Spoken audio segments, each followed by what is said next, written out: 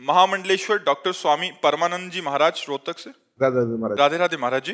महाराज जी, मरने के समय केवल स्थूल देह का नाश होता है, सूक्ष्म व कारण शरीर क्या आत्मा के साथ ही एक शरीर से दूसरे शरीर में जाते हैं? इनमें से कर्मों का कर्ता भोक्ता या दृष्टा कौन? मैं का स्वरूप क्या है महाराज? अहम, जो अंतःकरण में अहम धर्म है, जो मैं है वो शुद्ध ब्रह्म है। जो मैं के साथ जोड़ करके चिंतन जीवन में करता रहा, जैसे मन, बुद्धि, चित्त, अहंकार, ये अहंकार दर्पण की तरह है जो मैं का प्रकाश स्वीकार करता है। जैसे मैं पुरुष हूँ, मैं स्त्री हूँ, मैं विद्वान हूँ, मैं धनवान हूँ, मैं कुलवान हूँ, ये मान करके जितने कर्म शरीर के द्वारा हुए हैं उसी देहाभिमानी को भोगना पड़ता है। आत्मा निर्लेप है, निर्विकार है। सुख दुख का अनुभव मन को होता है, निश्चय बुद्धि करती है, चिंतन चित्त करता है, स्वीकृति अहम को होती है। वो अहम करता भोगता है, ना कि शुद्ध ब्रह्म। शुद्ध ब्रह्म तो केवल उस अहम में तदात्म होने के कारण फंस गया। अगर वो वास्तविक फंस गया होता तो गोस्वामी जी कहते जड़ चेतन ग्रंथि पड़ गई यद्यपि मृषा छूटत कथन। अब भी वो जीवन मुक्त है, लेकिन ये ज्ञान नहीं है। यही ज्ञान प्राप्त करने के लिए पहले शुद्ध सत असत का विवेक चाहिए, फिर तीनों लोकों के भोगों से वैराग्य चाहिए, फिर सम चाहिए, दम चाहिए, इंद्रियों का निग्रह, मनोनिग्रह, फिर तितिक्षा चाहिए, बहुत सहनशील, जो मन वचन कर्म से हर परिस्थिति को सहता है वो तितिक्ष होता है। गर्मी सर्दी बरसात मान अपमान निंदा स्तुति। फिर श्रद्धा चाहिए, शास्त्र और गुरु के वचनों पर बिल्कुल दृढ़ विश्वास। फिर समाधान, ठीक तीर निशाने पे लगा हुआ। चित्त का इष्टाकार वृत्ति, भगवदाकार वृत्ति, प्रणवाकार वृत्ति, और फिर मुमुक्षुता, मैं मुक्त हो जाऊं, तब उसको ये ज्ञान होगा कि मैं मुक्त हुई हूं। जीव कभी बंधा ही नहीं। जिसे जीव कहा गया वो बंधा ही नहीं, वो जीव कहा ही गया देहाभिमानी के कारण। ये भ्रम था, ये भ्रम था महाराज। ये भ्रम था। जासु कृपा सब भ्रम मिट जाई, गिरजा सोई कृपालु रघुराई। जीवन मुक्त और मोक्ष ये भी भ्रम है। तो महाराज जी, ये भ्रम आत्मा को हुआ? ये भ्रम वैसे आत्मा में कभी भ्रम होता ही नहीं। जी महाराज जी। आत्मा ने स्वीकार जो कर लिया, स्वीकृति जो कर ली, इसी को भ्रम मान लीजिए। वो स्वीकृति कर दे, अभी मैं स्थूल नहीं हूं, मैं सूक्ष्म नहीं हूं, मैं कारण नहीं हूं, तो कभी बंधा ही नहीं ना। वो कभी बंधा ही नहीं। बंधा होता तो उसको भ्रम होता। जब बंधा ही नहीं तो भ्रम कैसा है? तो अभी जीवन मुक्त हो, केवल स्वीकृति हमारी बदल गई। जो हमारी स्वीकृति अंतःकरण में तदात्म भाव हुआ ना, यही बंधन का कारण हुआ। अंतःकरण का तदात्म भाव हट जाए तो आप जीवन मुक्त हो। जैसे हम अपने शीशा के प्रतिबिंब में आसक्त हो जाए, यद्यपि प्रतिबिंब कभी हमें आसक्त नहीं कर सकता, पर आसक्त हो गए, यही भ्रम है। यद्यपि मृषा छूटति कछ नहीं। ये भ्रम हट जाए तो अभी जीवन मुक्त, कोई साधना करने की जरूरत नहीं, क्योंकि वो जीवन मुक्त है ही, कभी बंध ही नहीं सकता। जो चैतन्य घन आत्मा निर्विकार है वो कभी विकार को प्राप्त हो ही नहीं सकती। वो अष्टधा प्रकृति में फंस गया। तो यही महाराज जी ऐसा लगता है कि ये क्या मतलब भैया, आत्मा के अंदर असर भी नहीं आता उसके ऊपर। अब जैसे अरे हम हैं भी बंधे हुए। हाथ जैसे चुंबक हम रख दे छुपा के, और इधर लोहे के यंत्र पड़े हों और उनमें हलचल हो, तो क्या चुंबक हलचल कर रहा है? क्या उसमें कामना है क्या कि हलचल हो जाए? उसके प्रभाव से हलचल हो रहा है। अब वो चुंबक चूंकि पर्दे में है, वो दृष्टिगोचर होने वाला है नहीं, और हलचल इस पूरे पार्थिव शरीर में हो रही, उसी आत्म तत्व की हो रही। ये ज्ञान हो जाए कि हम तो कभी बंधे ही नहीं थे, तो अभी जीवन मुक्त है। पर ये ज्ञान नहीं है, हम बंधे हैं। ऐसा महसूस होता मैं पुरुष हूँ, ऐसा महसूस होता है मेरा हाथ है, ऐसा महसूस होता है मैं जी रहा हूँ, मैं मर रहा हूँ। बस यही भ्रम है। तो महाराज जी, भजन के साथ में ये ज्ञान को भी लेना पड़ेगा साथ में? ज्ञान अपने आप उदय हो जाएगा, भजन के साथ ज्ञान लेने की जरूरत नहीं पड़ेगी। आप भजन कीजिए, क्योंकि भजन से संसार का चिंतन छूटता है। जैसे आत्मस्वरूप की स्थिति का तो उदाहरण नहीं दिया जा सकता, क्योंकि वो बहुत तमोगुणी है, लेकिन गाढ़ निद्रा में जैसे सोया हुआ अज्ञानी पुरुष होता है, ऐसे जागृत समाधि में स्थित पुरुष महापुरुष होता है। जागृत अवस्था में उसकी वो स्थिति होती है जो गाढ़ निद्रा में जो होती है, कि कोई संकल्प विकल्प नहीं, कोई स्फुरण नहीं, पर वो तमोगुण से बुद्धि का लीन होना है। और इसमें बुद्धि का ब्रह्म में लीन होना है। ऐसी गाढ़ अवस्था जहां ब्रह्म भूता प्रसन्नात्मा न सोचति न कांक्षति समा सर्वेषु भूतेषु मद भक्तिम लभते पराम। न कोई सोच है न कोई चाह है, अखंड प्रसन्नात्मा हमारा स्वरूप है। ये कब आया हमें लौट? जब हमारा चिंतन लौटा। अभी हमारा चिंतन बिखर गया है। वो चिंतन भजन से ही लौटेगा। भजन से लौटेगा। जितना आप भजन करते जाएंगे, फिर स्थूल से पहले हमारा राग छूटे तो अंतःकरण से अपने आप राग छूट जाएगा, क्योंकि अंतःकरण मनाखष्टान इंद्रियाण प्रकृति स्थान कर, और जहां अंतःकरण से राग छूटा तो अपना स्वरूप है। लेकिन पुराने संस्कार जो हो वो भी तो प्रभाव डालते। भजन इसीलिए तो कर रहे हैं, वो भस्म करेगा, प्रणव उसको भस्म करेगा। जो प्रणव है, जो हमारा भगवत चिंतन है, वो उसको भस्म करेगा। नहीं, चिंतन की जरूरत क्या है? अचिंत्य स्वरूप आप हो करके चिंतन की जरूरत क्या है? तो इसीलिए कि आपका चिंतन बिगड़ गया, तो चिंतन पहले सत लाओ, असत चिंतन से सत चिंतन लाओ, फिर सत चिंतन का भी त्याग करके स्वरूप में स्थित हो गए। जैसे घड़ी का सेल निकाल दो, दीवाल घड़ी का, तो मिनट की जगह मिनट और सेकंड की जगह सेकंड, घंटा की जगह घंटा, ऐसे मन बुद्धि चित्त अहंकार ब्रह्म रूप सर्वम खलमिदम ब्रह्म ने नानास्ति किंचन। पहले मिथ्या साबित करके और फिर इन्हीं में ब्रह्म भाव आ जाता है। पहले मिथ्या साबित होता है, ब्रह्म सत्यम जगन मिथ्या, इसके भेद किए गए। तो ये भी जगत ही है, स्थूल से लेकर कारण तक जगत ही है। स्थूल मृत्युलोक, सूक्ष्म स्वर्गलोक, कारण ब्रह्मलोक, स्थूल सूक्ष्म कारण आ ब्रह्म स्तंभ पर्यंतम सर्वम मायामयम जगत। तिनके से लेकर ब्रह्मलोक तक सब मायामय है। ऐसे ही इस शरीर से लेकर के कारण तक सब मायामय है। जब हम मायातीत हैं, ये अनुभव हो गया तो मुक्त था, मुक्त है, मुक्त रहेगा, वो कभी बदल नहीं। दृष्टा कौन होता है महाराज जी? दृष्टा कौन बनेगा? आत्मा। आत्मा सबकी दृष्टा है।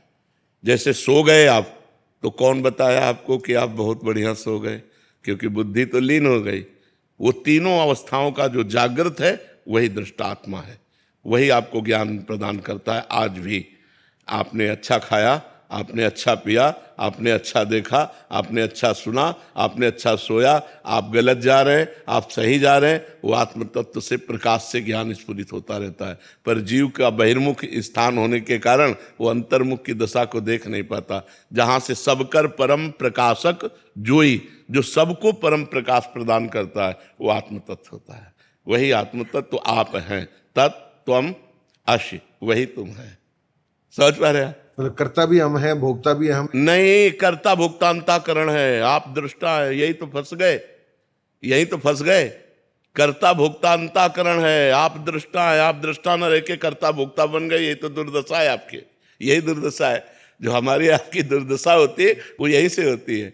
कर्ता भोक्ता बन गए। अहंकार विमूढ़ात्मा कर्ता अमित मन्यते। मैं ये करता हूं, मैं ये भोगता हूं, बस यही तो विमूढ़ता है। नहीं तो गुणानुगुण वर्तनते मनुष्या पार्थ सर्वसा। त्रिगुण माया से प्रेरित त्रिगुण माया के यंत्र चल रहे हैं। हम दृष्टा मात्र, साक्षी मात्र। बाद में दृष्टा भी खत्म हो जाएगा जी।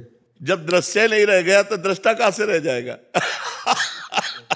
सर्वम खलविदम ब्रह्म, तो फिर दृष्टा किसका? फिर दृष्टा किसका? दृश्य है, त्रिपुटी का लय हो जाना तो सिद्धावस्था होती है। दृश्य, दृष्टा, दर्शन, त्रिपुटी का लय हो गया तभी वो सिद्ध माना जाता है। तो त्रिपुटी में जो हमारा भेद करके पहले हमारे जो ज्ञान की प्राप्ति के उपाय हैं, उनमें दो पद्धतियां लागू होती है, अन्वय और व्यतिरेक।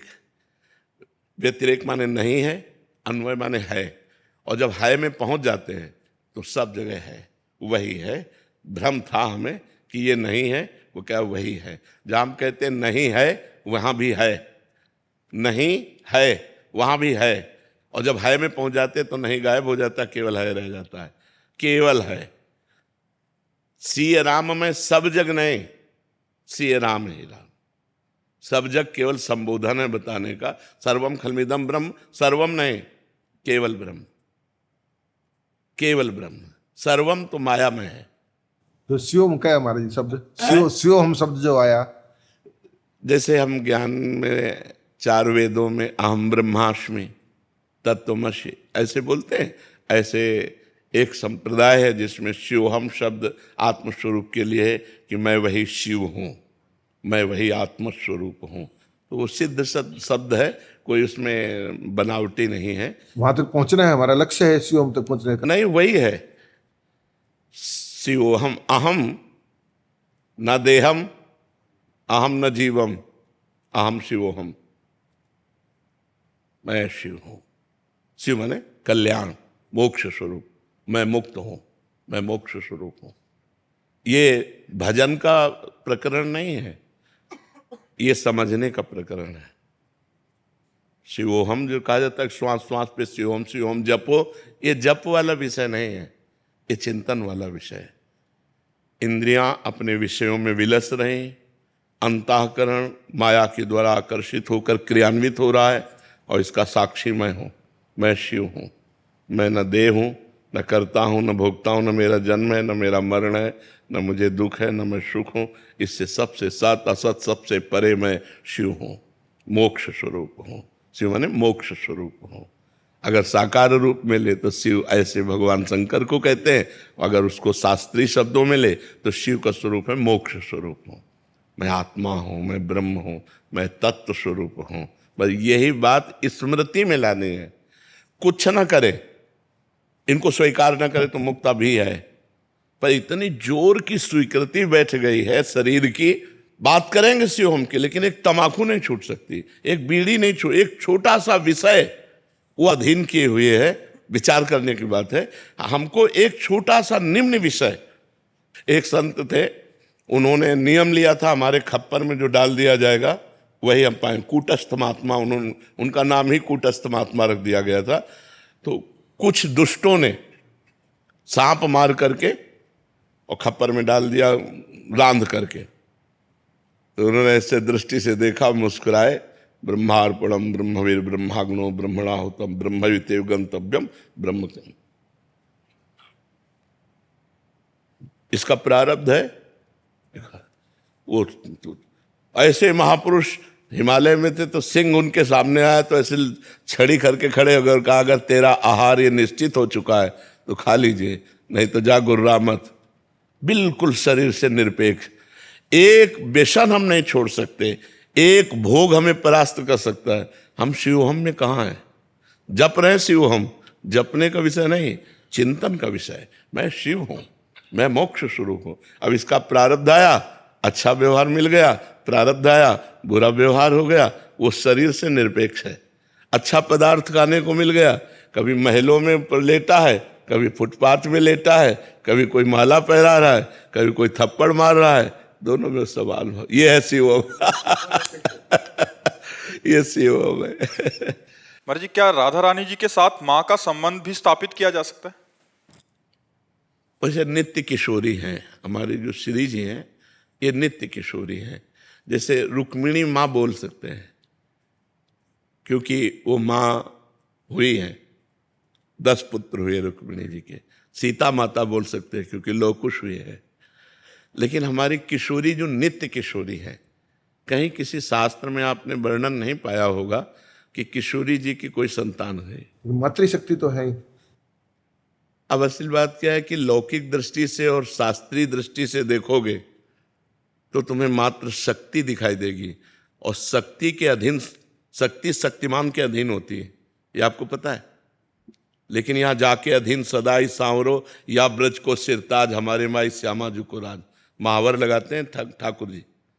अब चूंकि अब हमारा विषय है उपासना का, तो इसलिए हम इसे गुप्त रखते हैं। पर जैसे आप छेड़ रहे हो ना, तो लालन तेरे ही अधीन, आज तक कोई ठाकुर जी को अधीन नहीं कर सका, चाहे रुक्मिणी जी हो, चाहे सत्यभामा जी हो, ठाकुर जी।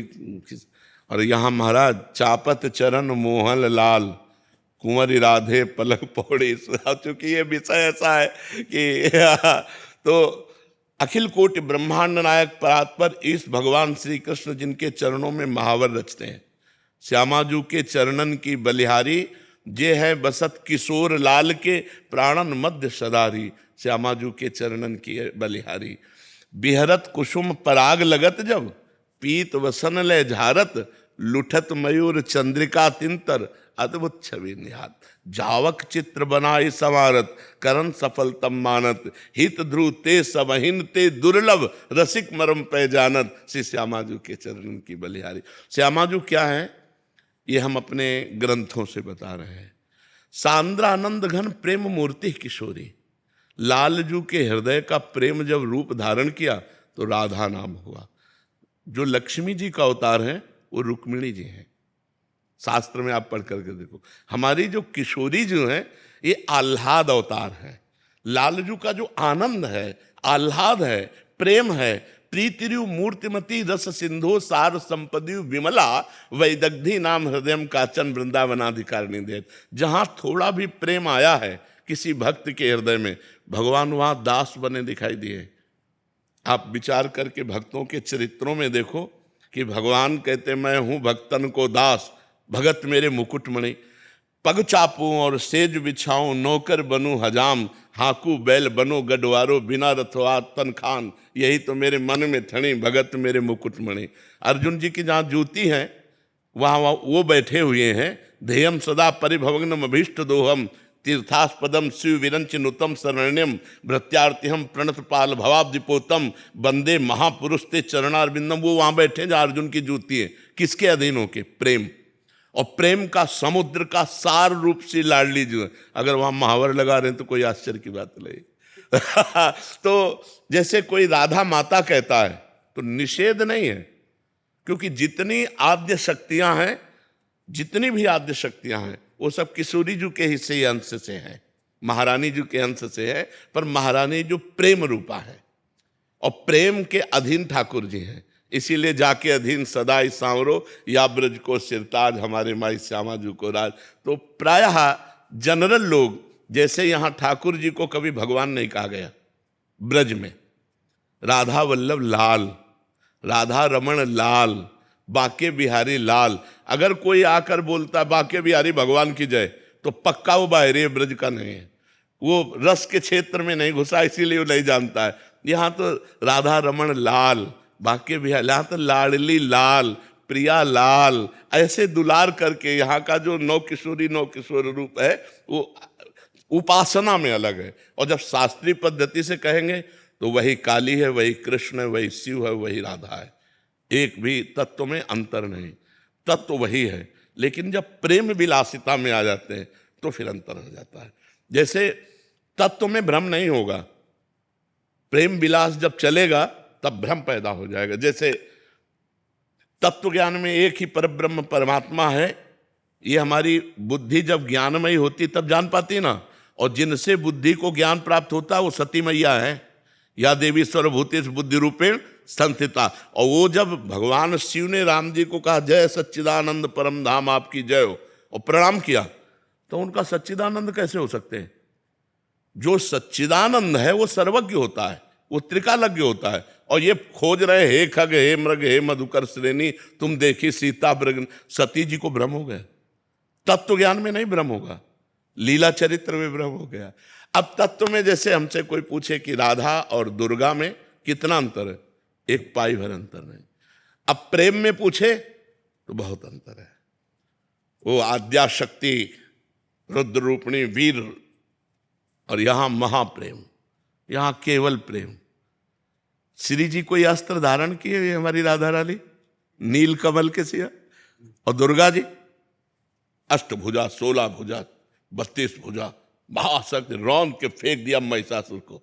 समझ रहे ला, शक्ति वही है, तत्व में अंतर नहीं है। लेकिन जब प्रेम भाव में आते हैं तो जहां फूल बिछाए जाते हैं तो लालजू को और सहचरियों को भय होता है कि प्यारी जू के चरणों में कहीं पराग चुभ न जाए। आप विचार करो। और जहां वो गले पे लात रख करके मार खड्ग के लंबी जीप करके, अब कैसे मिला लो जहां कुसुम का पराग भी चुभ न जाए ये डर है, वो तो कैसे आप मिला है। तो ये हमारी पर्सनल हृदय की बात है कि हमारी श्री जी जो है वो 9 किशोरी है। पर अगर कोई माता कहता है तो निषेध नहीं है, निषेध नहीं है, क्योंकि सब मात्र शक्तियां उन्हीं से प्रकट हुई हैं, दैवी शक्तियां।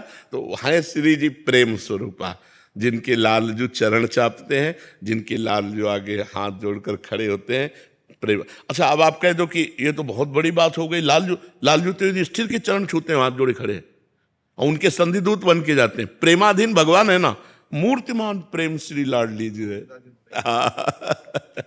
देखो महाराज जी ने जो पहला प्रश्न किया है ये मोक्ष पदवी का शुद्ध ज्ञान का प्रश्न है। अगर जो अधिकारी ज्ञान मार्ग के हैं उनके लिए बहुत बड़ी सामग्री खुलवा दी। संतों का काम इनको जानना थोड़ी है, बाबा जी बने पूरा जीवन भगवान में अर्पित किए, इनको जानना थोड़ी है। ये तो वो चर्चा करते हैं जिससे समाज जाने कि ब्रह्म क्या है, मोक्ष क्या है, कल्याण किसका होता है, बंधन किसका होता है। तो ये कोई ना सोचे कि मेरा प्रश्न नहीं हुआ, संतों के प्रश्न में सबका प्रश्न समा जाता है जी।